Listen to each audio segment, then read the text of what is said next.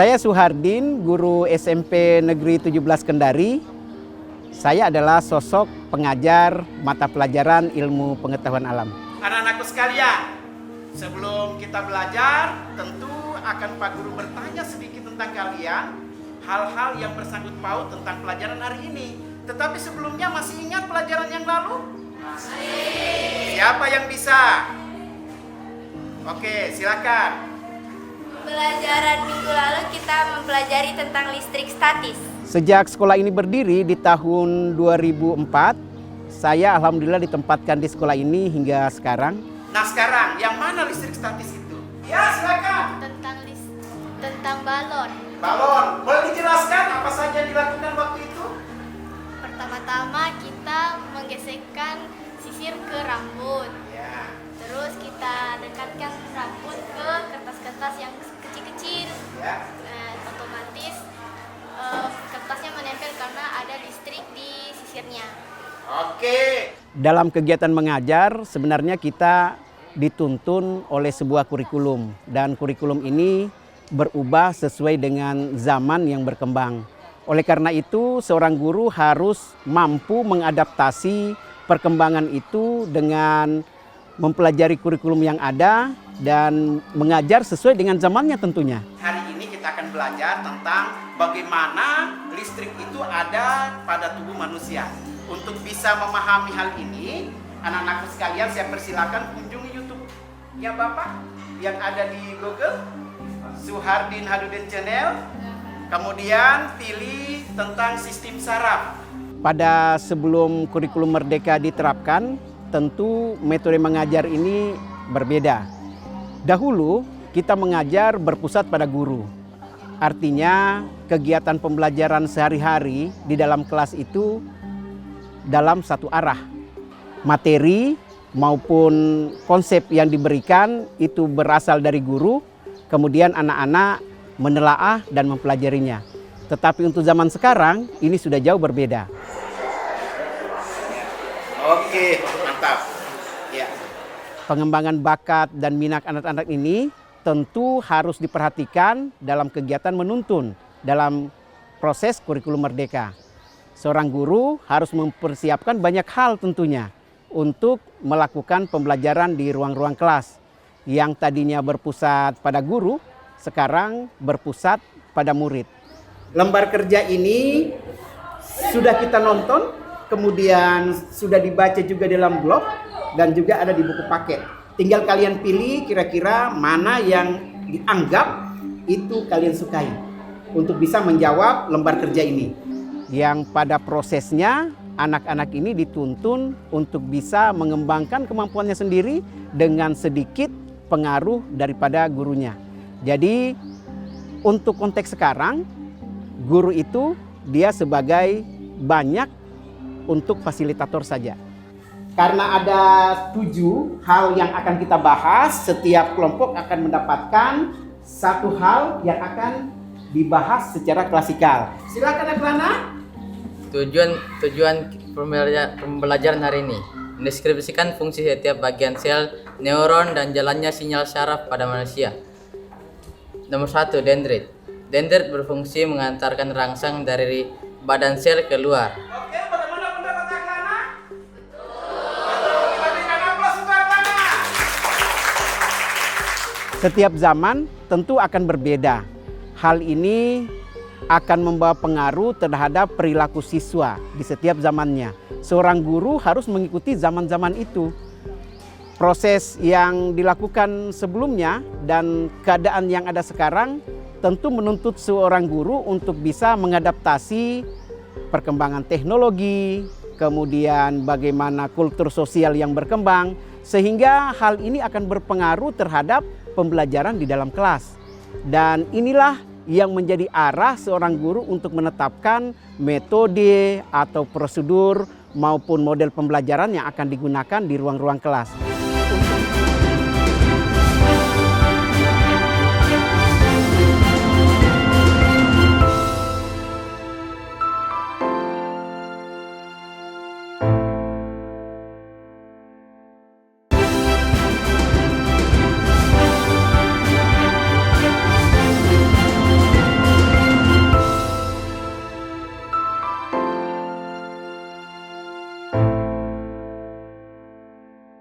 Kita akan pelajari sebuah materi yang sangat unik yang ada dalam tubuh kita sendiri, yaitu tentang sistem saraf.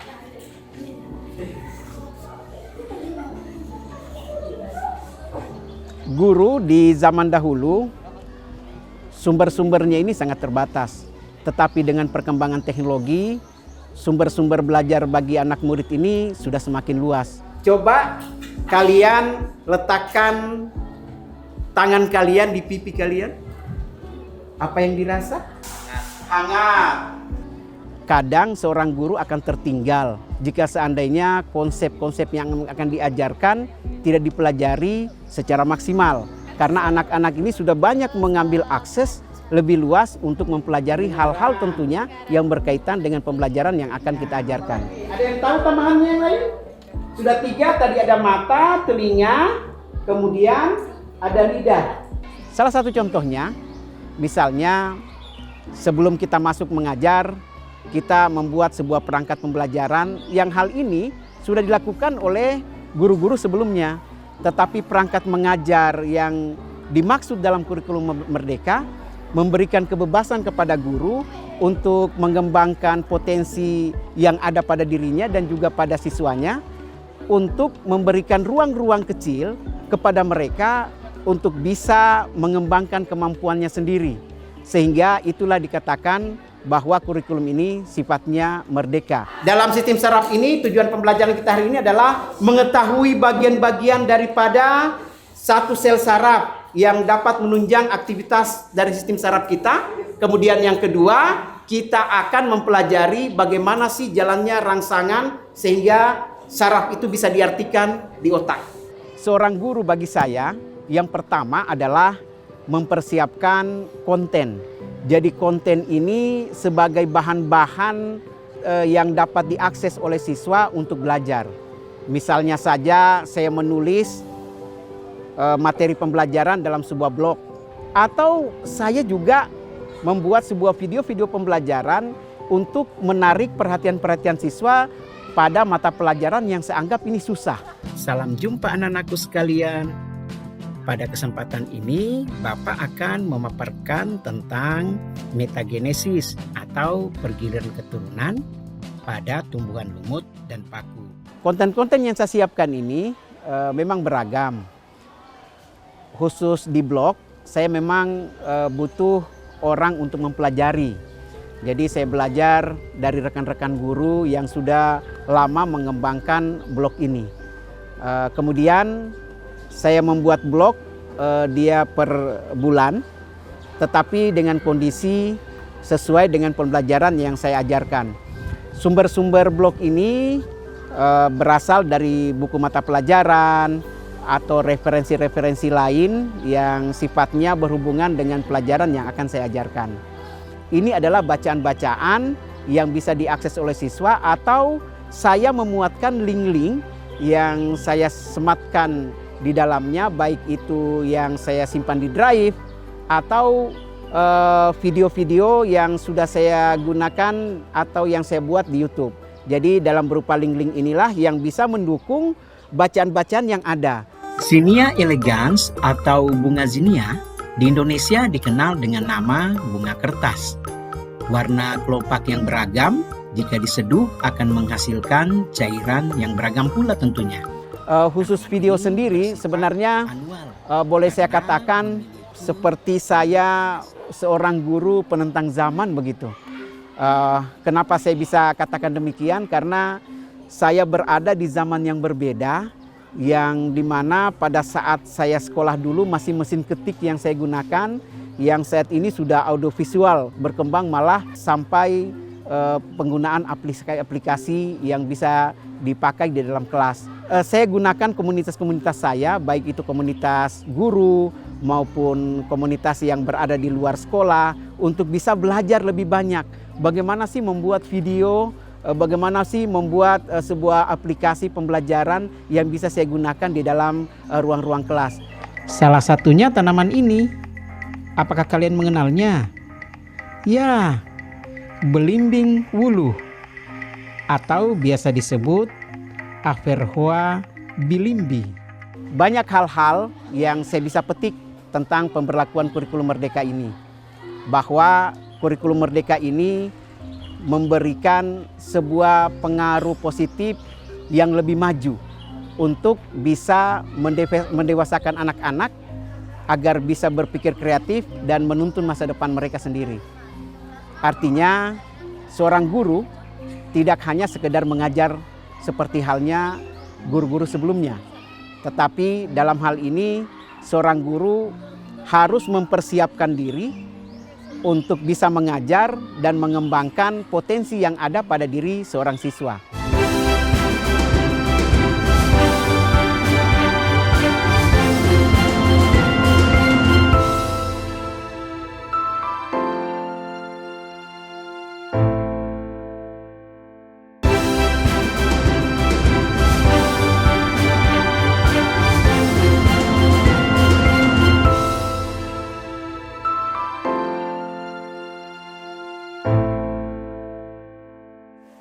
Sekarang Pak Guru ingin bertanya, sebenarnya perpindahan kertas ke sisir itu dipengaruhi oleh apa sebenarnya?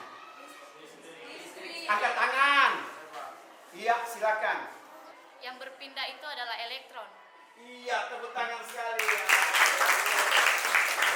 Sebelum kurikulum merdeka, sosok seorang guru itu adalah sosok sangat disegani dan sangat ditakuti. Tetapi pada saat zaman kurikulum merdeka ini, guru itu adalah sebagai rekan maupun teman bagi siswanya.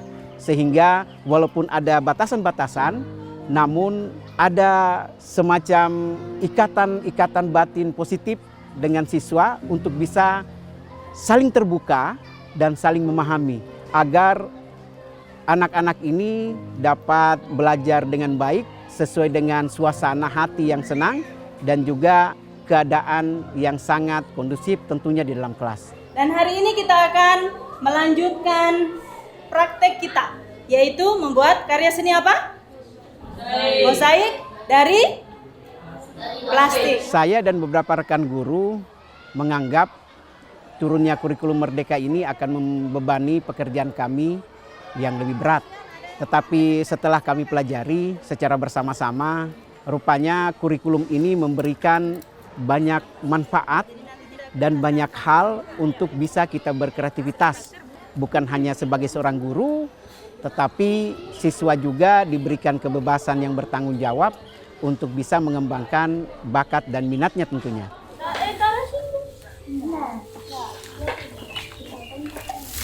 Ya, pelan-pelan saja, hati-hati. Saya juga berkeinginan sebenarnya bahwa siswa-siswa saya ini mampu membuat video pembelajaran. Komposisinya diperhatikan ya. Nah, proses bimbingan inilah waktu yang tersedia ini adalah menjadi tantangan tersendiri. Ada proyek-proyek yang saya berikan kepada mereka untuk melakukan penyutingan atau secara visual terhadap apa yang mereka lakukan untuk bisa menjadi bahan presentasi di dalam kelasnya. Coba fokus di embernya. Dimiringkan dulu, dikasih turun. Oke, pelan-pelan. Oke, pelan. Oke. Ya, kemudian fokus. Oke. Dan pada saat di dalam kelas, rupanya banyak hambatan-hambatan mengenai bagaimana cara pengambilan gambar, titik fokusnya, kemudian bagaimana mengisi suara. Ini adalah menjadi hambatan-hambatan bagi mereka. Tetapi hambatan-hambatan ini kemudian dijawab dengan adanya siswa yang memiliki kelebihan. Jadi siswa memiliki kelebihan ini saya gunakan sebagai tutor sebaya dalam proses pembelajaran dengan menyebarkan mereka pada kelompok-kelompok yang ada sehingga konsep pemahaman mereka dengan membuat video pembelajaran ini bisa merata. Bimbingan-bimbingan tetap saya lakukan, baik itu tutorial maupun penjelasan-penjelasan dalam kelas, sehingga apa yang mereka lakukan ini bisa sesuai dengan harapan dan tujuan pembelajaran tentunya. Saya menyukai pembelajaran dari Pak Suhardin karena banyak arahan dan pilihan. Yang paling menarik menurut saya adalah membuat video, karena saya sendiri lebih menyukai membuat video dan menjelaskan apa materi yang dipelajari. Pada pembelajaran hari ini, kita akan mengetahui faktor yang mempengaruhi tekanan zat cair dan nilai tekanan itu sendiri. Mengakses sebuah video pembelajaran ini tidak mudah sebenarnya menurut saya. karena dia membutuhkan jaringan.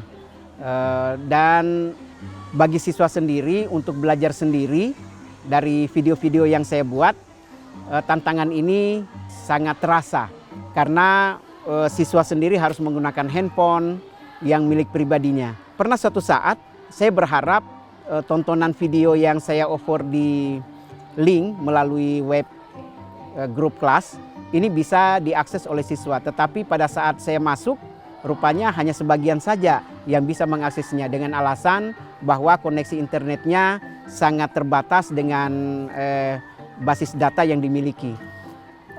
Tetapi saya tidak berkecil hati pada saat ada hambatan seperti ini. Saya menayangkan kembali video itu melalui InfoKus untuk bisa diperhatikan secara bersama-sama.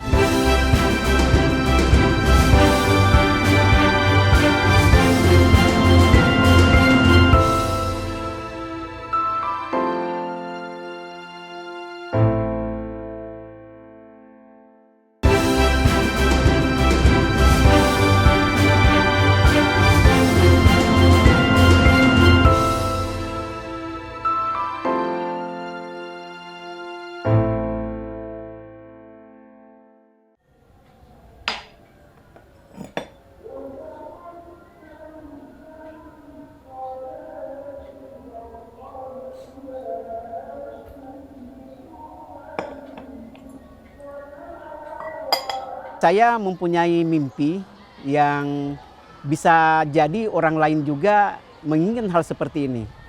Melihat kawan-kawan berangkat dari Kendari ke Jakarta atau ke tingkat nasional, ada hasrat yang ada dalam dada untuk bisa juga seperti mereka.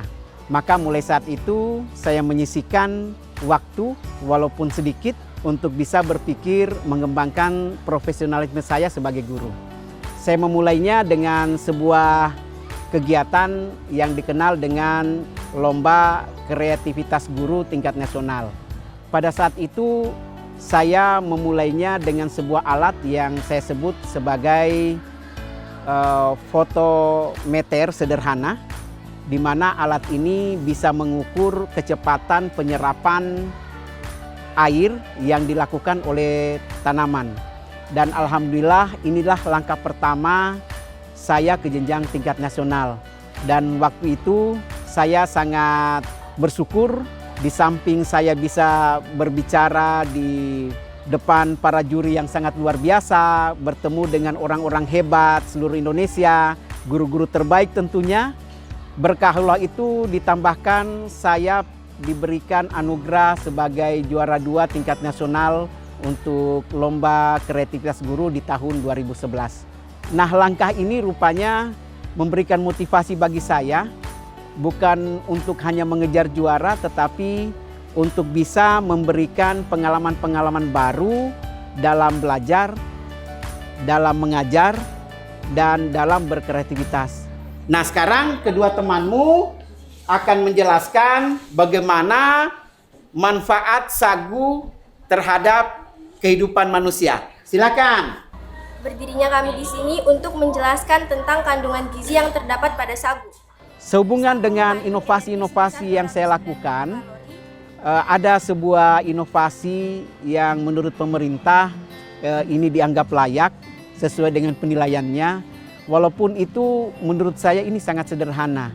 Saya mengembangkan sebuah kegiatan prakarya siswa, melakukan perancangan proyek, sampai dengan melakukan penjualan, bagaimana mereka berkomunikasi dalam sebuah masyarakat kecil di dalam lingkungan keluarga dan sekitar rumah.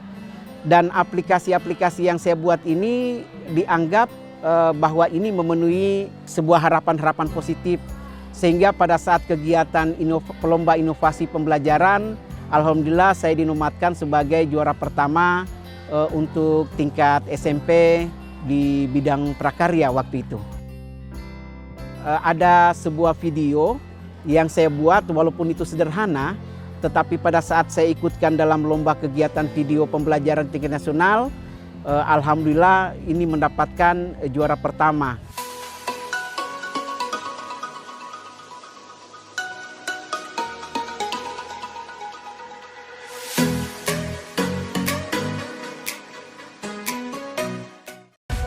Assalamualaikum warahmatullahi wabarakatuh. Perkenalkan, saya Suhardin, guru SMP Negeri 17 Kendari. Pada kesempatan ini, kita akan mempelajari penyebaran pada tanaman.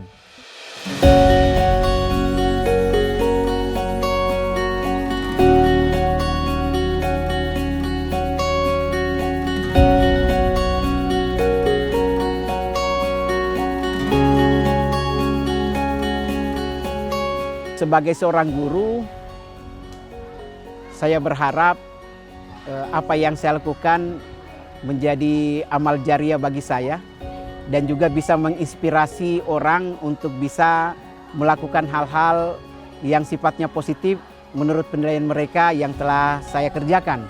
Kedepannya, saya berharap banyak guru yang ada di Indonesia untuk bisa mampu berkreativitas dan mengembangkan bakat dalam melayani siswa untuk bisa memberikan sebuah pembelajaran yang bermakna.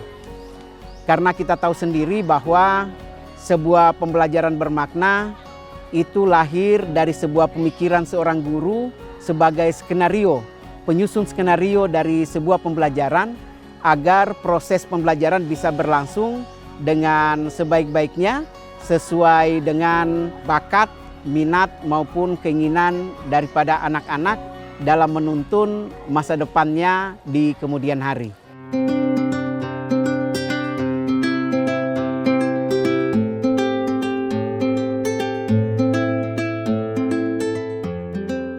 Dan mimpi terbesar saya adalah saya bisa menjadi idola di depan siswa-siswa saya sendiri. Kemudian yang terpenting adalah kita bisa satu rasa dengan anak-anak didik kita sehingga kita menjadi sebuah keluarga di dalam sebuah kelas yang sangat sederhana.